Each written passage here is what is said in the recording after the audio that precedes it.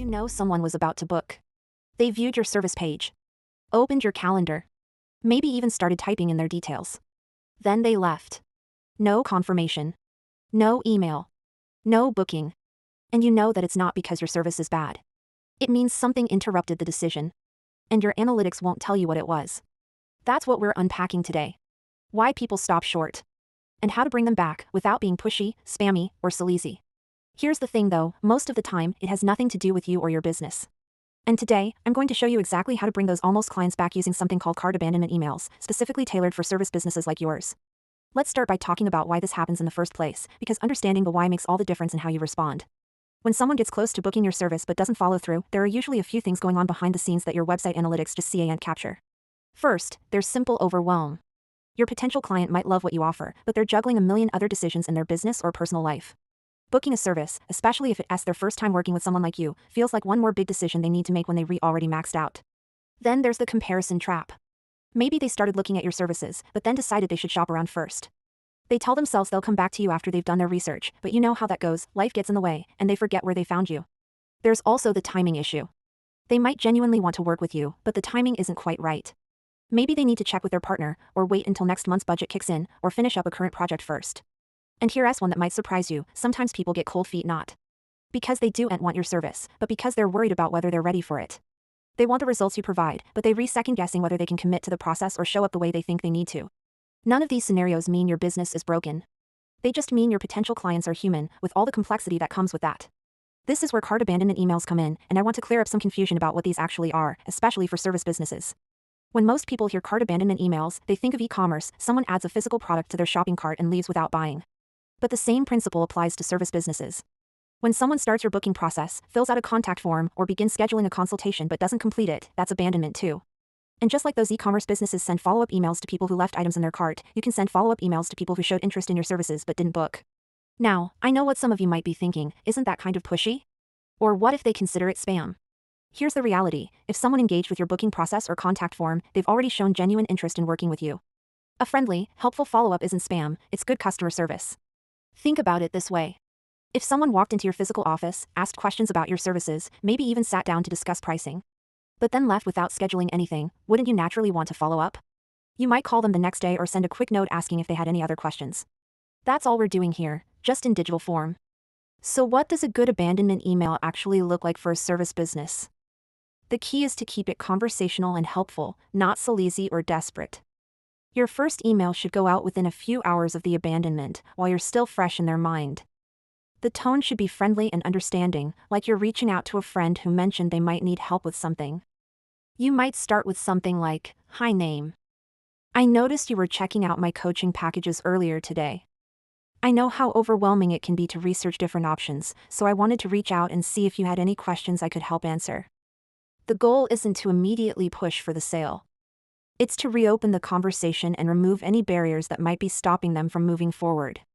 Your second email, maybe 2 or 3 days later, could address common concerns or objections. If you're a business coach, you might acknowledge that investing in coaching can feel like a big decision. And share a brief story about another client who had similar hesitations but ultimately saw great results.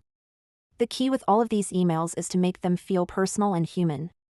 Don't use overly polished marketing language or make claims you can't back up. Just talk to them like you would if they were sitting across from you at a coffee shop. I want to pause here and address some of the concerns I know many of you have about sending these kinds of emails.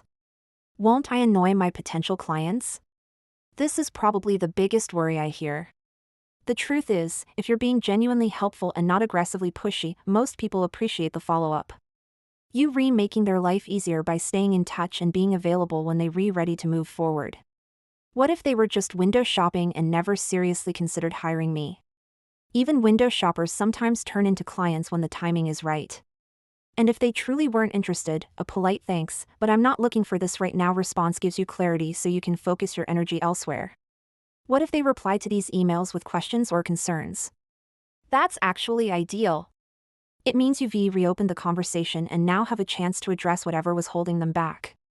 Those responses often lead to the most qualified clients because you've worked through their specific concerns together. Now, let's talk about the practical side of making this happen without turning it into a tech nightmare.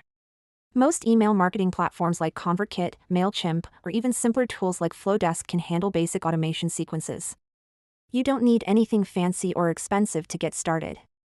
The key is connecting your booking system or contact forms to your email platform so that when someone starts but doesn't complete the process, they automatically get added to your abandonment sequence.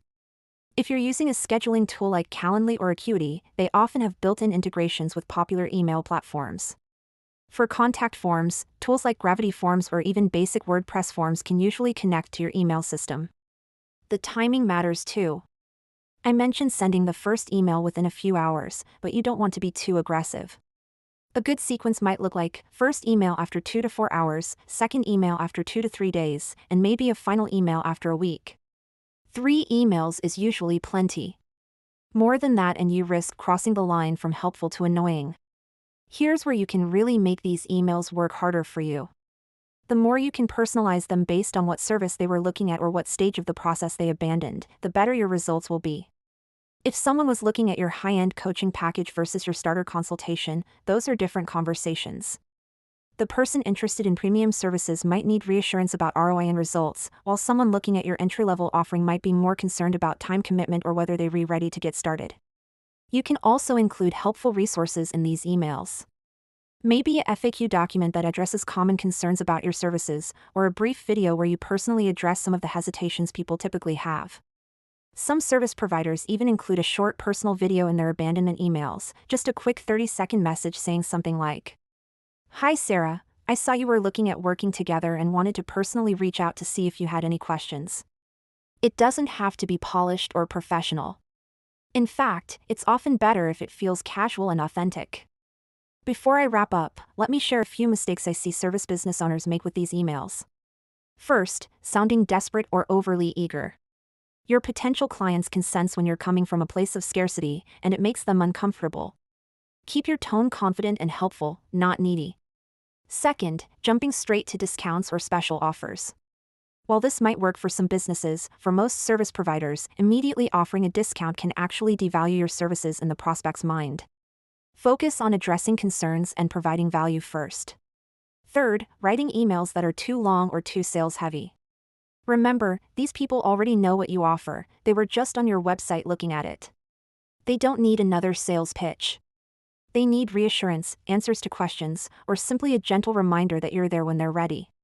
If you are not currently following up with people who show interest in your services but don't book, you're leaving money on the table.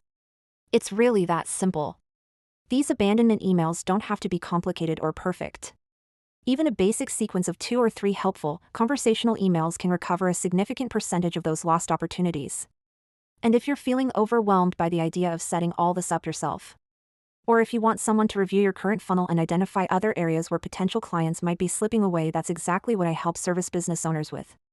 I offer a simple funnel audit where I'll look at your entire client journey, from how people first find you to how they book your services, and identify the specific spots where you're losing people. It's designed to give you clear, actionable steps you can implement right away to stop those leaks and start converting more of your website visitors into paying clients. The audit is just $197, and you'll walk away with a personalized action plan that addresses the unique challenges in your business. If you're interested in learning more, there's a link in the description below. But even if you're not ready for that step yet, please don't leave this video without committing to set up at least one simple follow-up email for people who start but don't complete your booking process. Your future self, and your bank account, will thank you for it. This has been Rita with clicksandthings.com. See you in the next one.